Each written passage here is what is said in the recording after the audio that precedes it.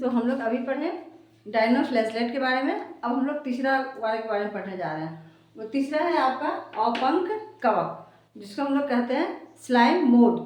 Slime mode में क्या है आपका कि ये अवपंक कवक जो है वो मृतपोषी होते हैं।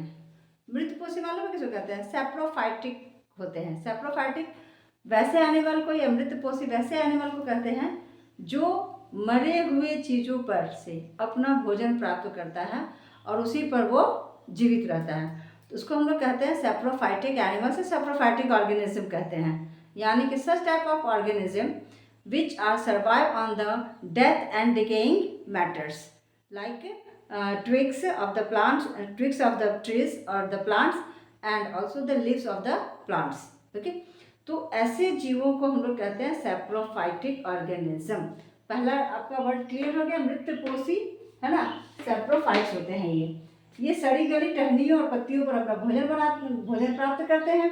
अच्छा, ये जब अनुकूल परिस्थिति होती है, अनुकूल परिस्थिति किसको कहते हैं?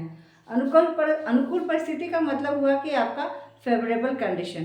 फेवरेबल कंडीशन मतलब कि when all the atmospheres conditions are suit to me या सूट टू अस, यानी कि ऐसा स्थिति जब जो है सारे वातावरण के सारी परिस्थितियां जो है हमारे अनुकूल हो, यानी कि हमारे पक्ष में हो। तो ऐसे अवस्था को, ऐसे कंडीशन को, ऐसे स्टेज को हम लोग कहते हैं फेवरेबल कंडीशन।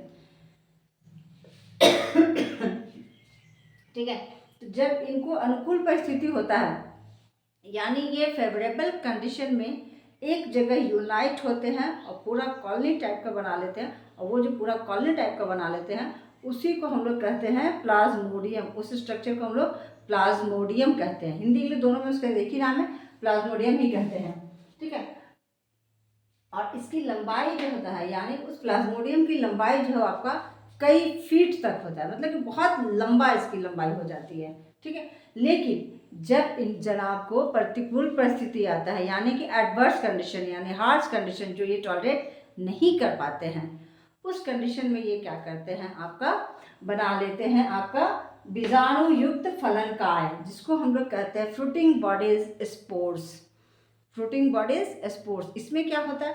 इसमें आपका होता है कि जो ये ऑर्गेनिज्म है ना, यानी कि जो आपका स्लाइम मोल्ड है वो अपने चारों ओर जो है एक कठोर सेल वॉल बना लेता है, कठोर कवरिंग बना लेता है, जो इसको एडवर्स कंडीशन में सर्वाइव करने में हेल्प करता है। ठीक है, तो उस स्ट्रक्चर को हम लोग क्या कहते हैं? उस स्ट्रक्चर को हम लोग कहते हैं बीजाणु युक्त फलनकाय, यानी कि उसको हम लोग कहते हैं फ्रूटिंग बॉडीज स्पोर्स, जो उनको एडवर्स कंडीशन में उनको सर्वाइव करने में मदद करता है।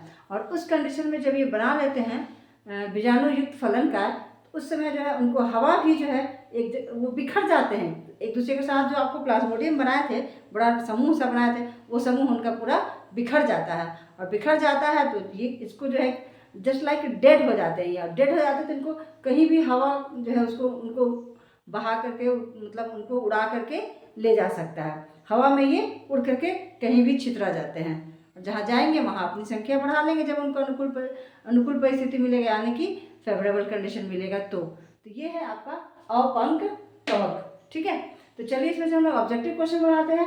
इसमें से हम लोग कह सकते हैं कि अवपंक कवक का मोड ऑफ न्यूट्रिशन क्या है, यानी कि वे अपना भोजन किस तरह से प्राप्त करते हैं, या इन्हें क्या कहा जाता है? तो इन्हें मृतपोषी कहा जाता है, सैप्रोफाइटिक कहा जाता है, क्योंकि ये मरे हुए चीज़ों पर अपना भोजन प्राप्त करते हैं। ये जब अनुकूल, अगला क्वेश्चन आपका बनता है कि अनुकूल परिस्थिति में, यानी कि फेवरेबल कंडीशन में ये किस स्ट्रक्चर को फॉर्म करते हैं? तो वो हो जाता है आपका प्लाज्मोडियम। अनुकूल परिस्थिति में किस स्ट्रक्चर को फॉर्म करते हैं? ये होता है आपका प्लाज्मोडियम। ठीक है, और जब इनका एडवर्स कंडीशन होता है, यानी प्रतिकूल परिस्थिति आता है, तो ये बना लेते हैं बीजाणु युक्त फलनकाय, यानी फ्रूटिंग बॉडीज स्पोर्स, जो आपका सब एक दूसरे से अलग अलग हो जाते हैं, और हवा का झोंका भी इनको जो एक जगह से दूसरी जगह उड़ा करके ले जाता है, और इस तरह से ये छितरा जाते हैं। ठीक है।